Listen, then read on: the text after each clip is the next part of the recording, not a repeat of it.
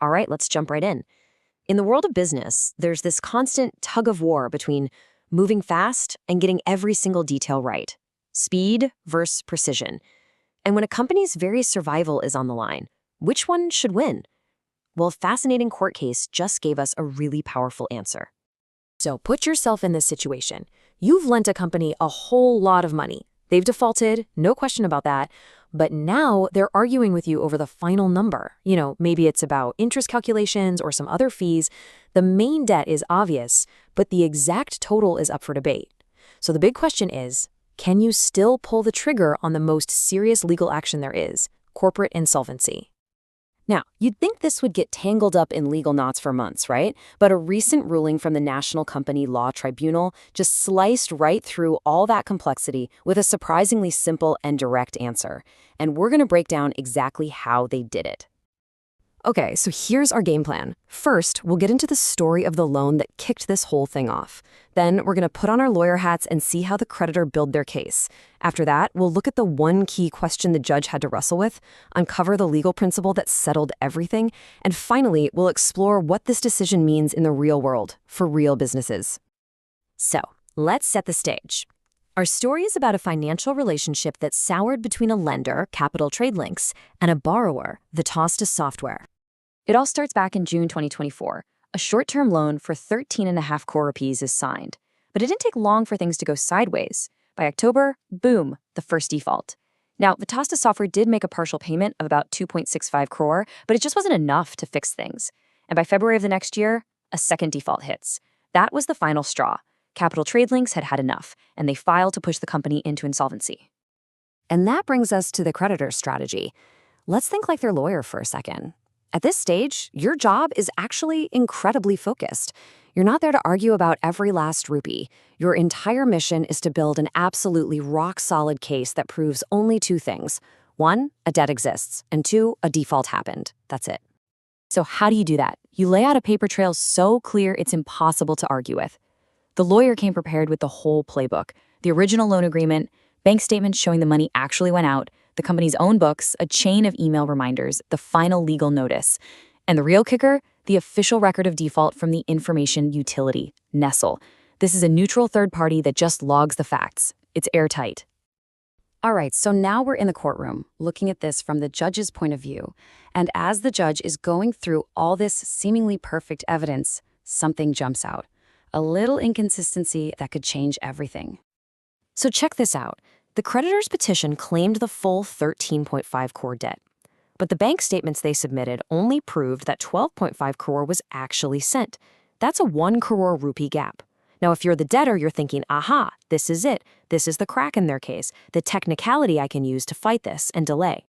This leaves the judge with a fundamental question. Does this fight over the exact amount, the quantum of the debt, actually matter right now, at the very beginning of the process? Is a 1 crore discrepancy enough to hit the brakes and throw the whole case out? And that brings us to the legal heart of the matter. The court's answer was a loud, clear no.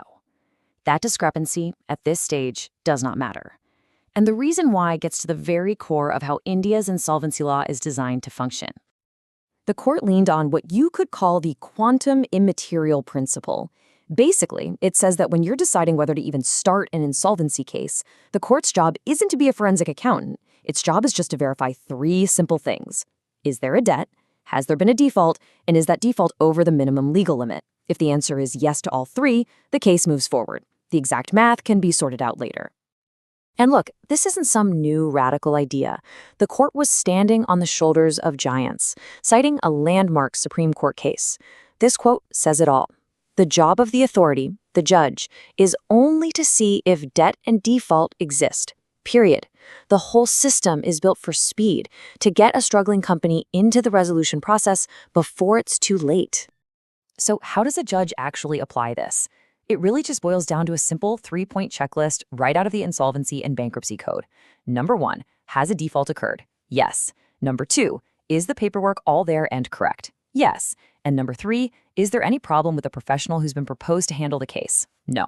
All 3 boxes get a check mark, the judge's hands are tied, they must admit the case.